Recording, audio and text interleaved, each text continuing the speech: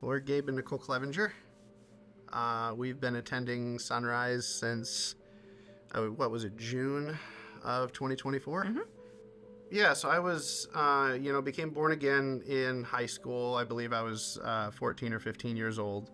But looking back, I think I kind of understood what that meant, understood, what it meant to have Jesus a part of my life, but I think I was also half in, half out. I think, I placed a lot of emphasis in, my social life and, and all that stuff. And so I spent a good portion of my life on the fence. Consider myself a Christian, but when I look back, I wasn't living much of a Christian life. That kind of continued on into adulthood. And I came to know Christ when I was a young girl. I was raised in a typical Christian household. As a teenager, I started to stray a little bit. I got in with a little bit of a rough crowd, and I kind of went my own way for quite some time. Got into a lot of bad things, a really rough relationship in my early 20s, and just was not doing things God's way. And then things started to change when I met this man here. Nikki and I met, we were in the early stages of the whole online dating, world. At least it felt like it to us. 2006. Yeah.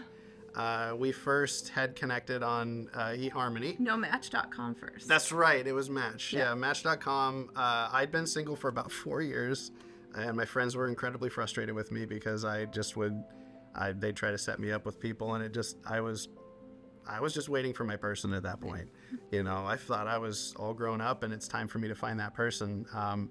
And so they said that they were going to set up a profile for me if I wasn't going to do one for myself. So I got matched with her on Match, and I had no idea how it worked. So she winked at me. So she made the first move. It was the first place I failed. And then I just winked back. I had no idea how this worked. And I was like, okay, ball's in her court. And of course, nothing happened. Yeah. And so, I moved on. And then a little while later, I signed up on eHarmony. And I did too. We got matched again. Yeah. And I felt like that was, God slapped me upside the head, going like, okay, I'm going to give you one more shot at this. And we met up, and there were no awkward silences, just not an awkward moment. Mm-hmm. And pretty much since our first date, it was just him and I. Yeah.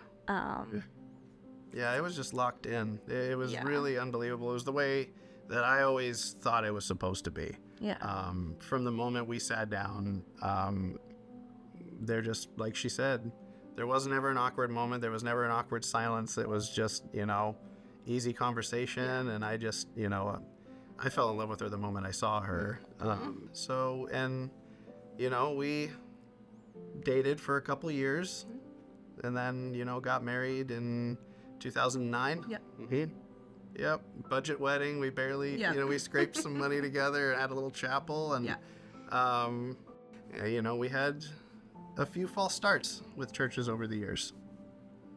And it was, up until about 2023, and we went through a very, very difficult year in 2023 that almost broke us.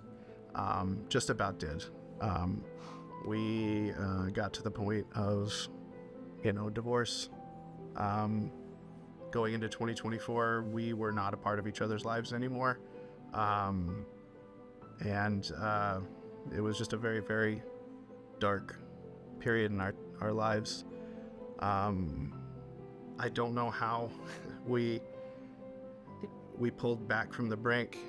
We were pretty much on the verge. We were about to sign papers when we decided to take a break, take a pause, and maybe make sure that, we were making the right decision. really took this shattering in our lives to, I think, make us finally realize we were done going it alone. Yeah, doing it our way. It wasn't the right way. Yeah, and it was, I feel like that we needed to have that happen in order for us to have room in our hearts to let Jesus in. Yeah. And when we started the healing process, we decided, we'd put each other second, third, fourth in each other's priorities for a long time. So, we even kind of false started there. We decided we were going to put each other first, and yes, that definitely helped when we were getting back together and when we were healing things. But things didn't really start getting good in our relationship until we started realizing we needed to put Jesus first. We needed to put God first. It just rearranges the entire perspective on marriage. And it allowed me to be the man that I always thought I should be for her. Nicole shared with me that she had been attending online services with Sonrise for quite some time. And, it's something I think she had spoken to me about over the years. And I tuned it out and really wasn't focused on that. And, I wasn't either. Yeah.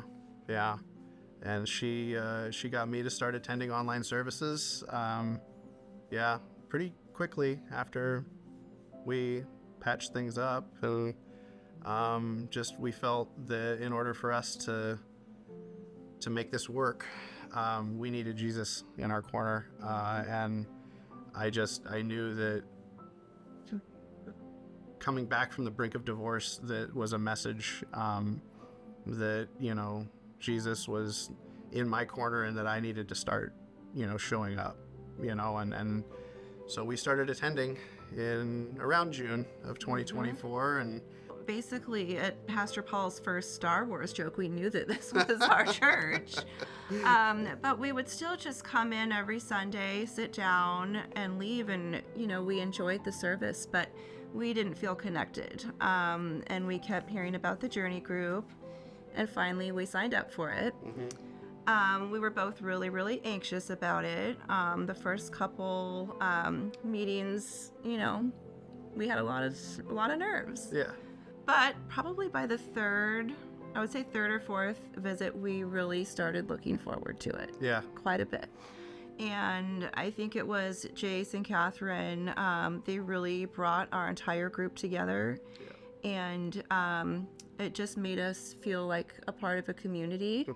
And there was even a couple evenings that we went in there in a fight. Yeah. Where we almost didn't go, but we did. And the love and joy that was in that room and in our group, we left. And what was our fight about again? I know. The group, not only did it bring us closer to God, but it did something beautiful in our marriage. We were already healing our marriage prior to the journey, but the Journey group elevated it so much more and just cemented us in this church, and we made new friends. Anyone out there that is just hesitating because you're anxious, just do it. It's so worth it. When you get into that group setting, it can be a little bit, unsettling. It can be a little bit, it tests your resolve a little bit. Especially for newer Christians. Yep. But just being around people that are in the same exact place as you, it really, really, really takes that tension away. It makes it easier to share. I never thought I'd be the type of person that could pray in front of somebody. I never thought I'd be the type of person that could share my feelings in front of, people, and the transformation that happened within our marriage, and not just our marriage, but the marriages of the couples that we were in the group with, was just unbelievable. It really, really brought a whole church family into our lives. And it's something we're just going to be forever grateful for. We can't say enough about Jason and Catherine, and just their their leadership skills, their genuine passion, you know, for what they do is just, it made all the difference in the world. It really was. The group grew together every week. You could see we started sharing more. We started becoming friends. Then we started becoming like family. I mean, we still talk. You know, it's really transformative. It was amazing. Yeah. No matter what your background is or where you come from, there's a place for you in a journey group.